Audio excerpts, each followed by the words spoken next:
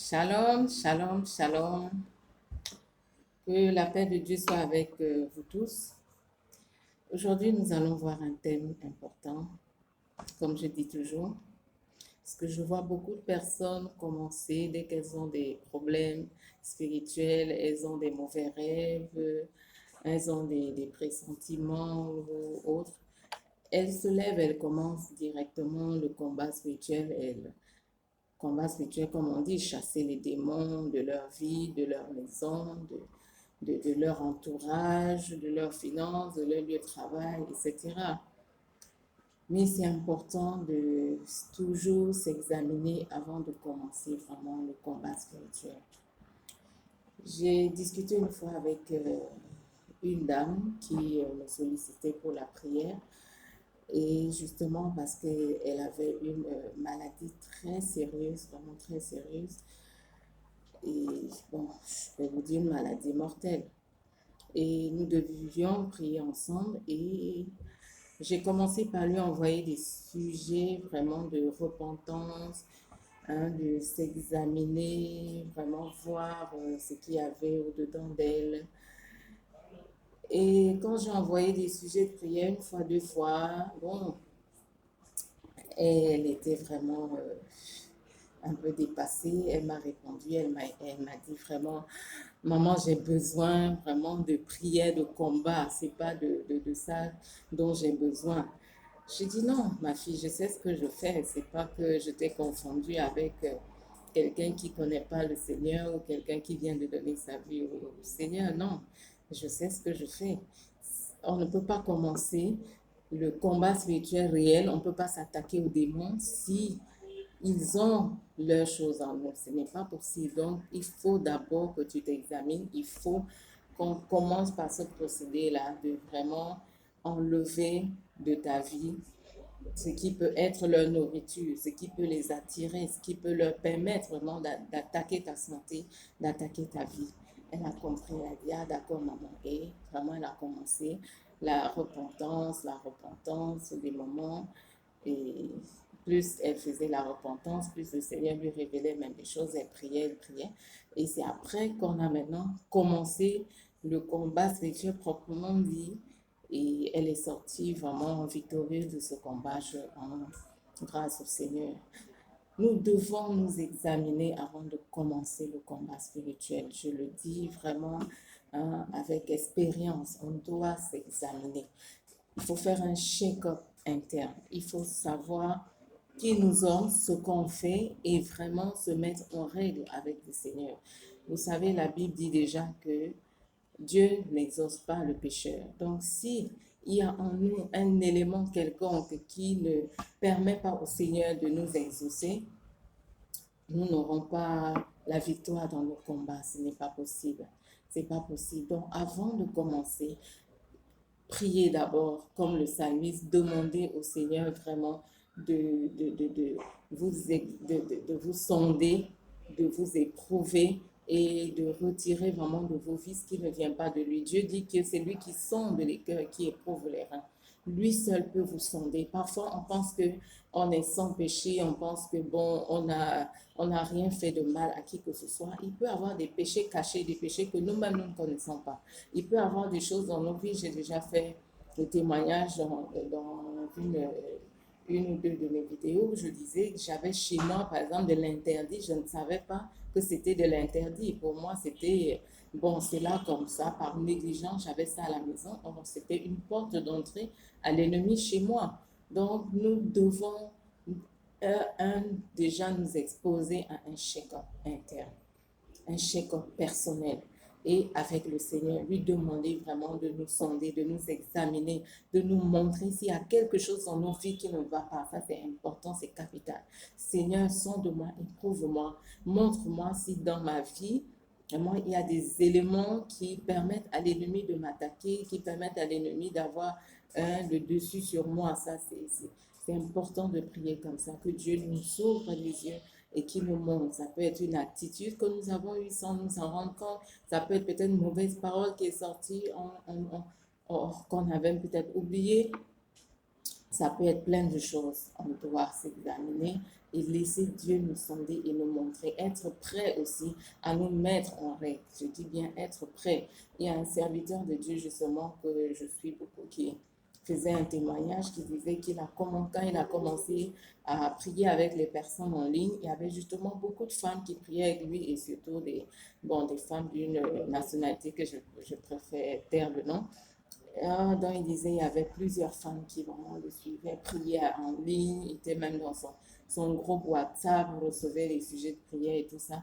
Mais quand il a commencé à mettre le point sur la vie de péché, que ceux qui vivaient peut-être dans l'adultère se repentent, ceux qui étaient dans le concubinage se repentent, que ceux qui étaient dans le mensonge, dans le vol, dans toutes sortes de péchés qu'ils se repentent. Alors là, vraiment, le groupe a commencé à vraiment diminuer. Les gens partaient, les gens partaient, les gens partaient. Et lui, il a dit, même si je reste avec 2 personnes, je préfère rester avec ces 2-là et qui veulent vraiment prier, qui veulent vraiment que Dieu agisse dans leur vie. Mais bien aimés, ne vous leurrez pas. Dieu n'exauce pas le pécheur. Et si vous priez, vous entrez dans le combat spirituel en ayant vraiment des choses qui appartiennent au diable dans vos vies, vous vous mettez vraiment lourdement en danger. Lourdement en danger. C'est vraiment une alerte que je vous lance aujourd'hui. C'est vous vous mettez lourdement en danger. C'est même plus important de vraiment laisser le Seigneur nous sonder. Après, la délivrance vient. Après, nous conduit que de commencer. Vous voyez dans la Bible, qu'est-ce qui s'est passé? Les fils de Séva qui sont allés confronter les démons, qu'est-ce qui s'est passé? Ils sont revenus nus parce que les démons les ont fouettés. Donc, il ne faut pas vous exposer comme ça. Là, c'était peut-être, bon, les démons ont fouetté physiquement, mais pour vous, qu'est-ce qui va se passer quand il y aura maintenant quand les démons vont maintenant se retourner contre vous parce que vous vous êtes levé, vous venez contre eux avec des éléments qui leur appartiennent dans vos vies. Là, vous n'allez pas sortir victorieux de ce combat, je vous le dis. Il est écrit dans la parole de Dieu, je veux qu'on lise vraiment ces versets-là dans Deutéronome, chapitre 23, le verset 15 nous dit, car l'Éternel, ton Dieu, marche au milieu de ton camp pour te protéger et pour livrer tes ennemis devant toi. Ton camp sera donc saint, afin que l'Éternel ne voie chez toi rien d'inconvenant et qu'il ne se détourne pas de toi. Deutéronome 23, verset 15. Ton camp doit être saint, ta vie doit être purifiée, ta vie doit être vraiment irréprochable devant Dieu. C'est important de se repentir, c'est important d'ôter de sa vie tout ce qui n'honore pas le Seigneur. Tout ce que Dieu n'agrée pas, ôter ça de sa vie avant de se livrer vraiment au combat spirituel, avant de commencer à chasser les démons de vos vies, ceux qui viennent vous déranger la nuit, vous donnent des rêves maléfiques et consorts. C'est important de s'examiner. Dieu ne peut pas combattre pour vous si vous avez quelque chose d'inconvenant dans vos vies. Il ne peut pas vous protéger, il ne peut pas combattre pour vous, ce n'est pas possible. Et en plus, vous vous mettez en danger, comme nous allons le voir tout de suite. Nous allons lire également notre passage dans Exode 23, le verset 20. Le verset 20, j'aimerais aussi qu'on le lise, qui dit « Moi j'envoie un ange, c'est Dieu qui parle, devant toi pour te garder en chemin et te faire arriver au lieu que j'ai préparé. Tiens-toi sur tes gardes en sa présence, obéis-lui et ne lui cause pas d'amertume, parce qu'il ne pardonnera pas vos péchés, car mon nom est en lui. Mais si tu lui obéis et si tu fais ce que je te dirai, je serai l'ennemi de tes ennemis et l'adversaire de tes adversaires. » Alléluia, n'est-ce pas une belle promesse? Dieu sera l'ennemi de tes ennemis, l'adversaire de tes adversaires, si tu décides de marcher dans l'obéissance, si tu décides de marcher selon les voies du Seigneur, si tu décides de faire vraiment sa volonté, il sera l'ennemi de tes ennemis, c'est lui qui combattra pour toi. Tu n'auras même peut-être pas besoin d'ouvrir la bouche, tu n'auras même pas besoin de te livrer à quelqu'un combat comme on l'a vu avec le peuple d'Israël qui s'est tué et c'est le Seigneur qui combattait maintenant pour eux. Et enfin, je vais vous dire vraiment pourquoi c'est dangereux de commencer un combat spirituel quand on n'est pas en règle avec le Seigneur. Matthieu 12, le verset 43. Lorsque l'esprit impur est sorti d'un homme, il traverse des lieux arides, cherche du repos et n'en trouve pas. Alors il dit, je retournerai dans ma maison, d'où je suis sorti. Et quand il arrive, il la trouve vide, balayée et ornée. Il s'en va, il prend avec lui 7 autres esprits, plus mauvais que lui. Ils entrent dans la maison, s'y établissent. Et la dernière condition de cet homme est pire que la première. Il en sera ainsi pour cette génération mauvaise. Personne ne voudrait ça dans sa vie, que sa condition soit pire que la première. Personne ne voudrait ça dans sa vie. Mais est-ce que, vraiment, nous mettons toutes les chances, si vous me passez l'expression, de votre côté? Est-ce que vous faites la volonté de Dieu? Est-ce que vraiment vous faites ce que Dieu agrée? Parce que là, si vous commencez un combat spirituel, vous allez chasser les démons, certes. Ils vont partir parce qu'ils obéissent à la parole. Quand on chasse un démon au nom de Jésus, il obéit, il part. Mais et après, qu'est-ce qui va se passer? Quand vous allez retourner dans ce péché que vous aimez tant, dans ce péché vraiment que vous ne voulez pas lâcher, quand vous allez retourner dans l'abomination, sachez que là, vous vous exposez. Et 7 autres démons plus méchants reviendront, plus celui qui est sorti. Donc, si 10 sont sortis, faites un peu l'addition, la multiplication. Si 10 sont sortis et que chacun revient avec 7. Si 10 sont sortis et que chacun revient avec 7, vous imaginez la condition de la personne. C'est pourquoi la Bible dit la condition de la personne sera pire que la première. Ne vous livrez pas au combat spirituel quand vous n'êtes pas en règle. Beaucoup de gens se précipitent, sont pris, oh, donnez-nous des sujets, je veux seulement réciter les sujets de combat spirituel, je veux chasser les démons, je veux chasser. Mais avant de les chasser, mets ta vie en règle. Avant de les chasser, examine-toi, mets-toi vraiment au diapason du Seigneur, au diapason de la parole de Dieu. Mais je parle des péchés conscients. Mets-toi au diapason de la parole de Dieu. Si tu vois qu'il y a quelque chose qui ne va pas, mets-toi en règle, mets-toi en règle. Sinon, ta condition sera pire. Celui qui va sortir va revenir avec 7 autres plus méchants. Donc, chacun là de ceux qui sortent reviennent avec 7 plus méchants. Et ta condition sera comment? Voilà pourquoi il y a des problèmes dans vos vies qui, au lieu de se régler, vraiment, ça s'empire. Au lieu de se régler, ça s'empire. Et d'autres choses même qui s'y ajoutent. Parce qu'un démon qui part, qui revient avec d'autres, qui apportent encore d'autres problèmes dans vos vies, alors ça, c'est des choses vraiment insolubles.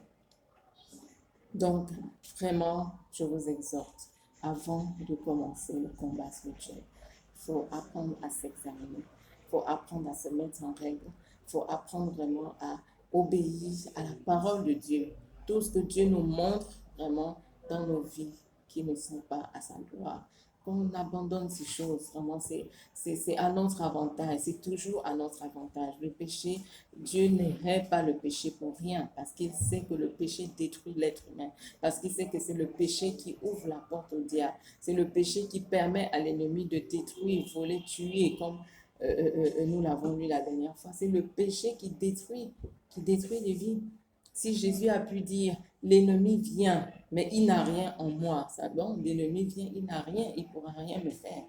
Toi, l'ennemi vient, mais est-ce qu'il a ces choses en toi?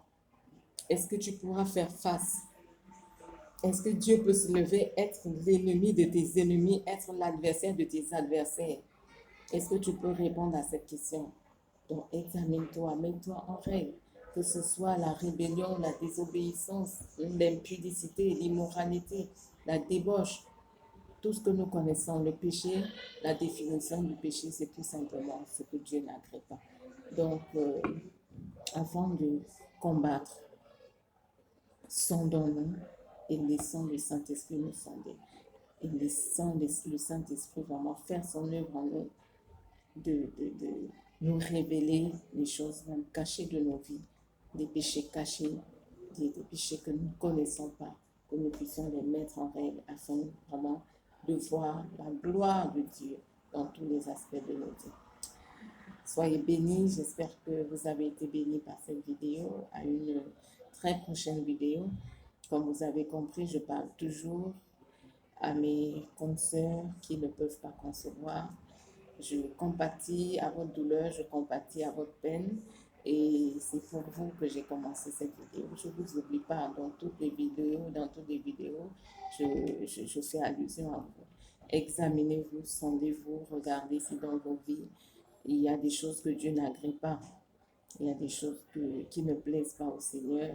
Mettez-vous en règle afin de permettre vraiment à la gloire de Dieu de se manifester dans vos vies.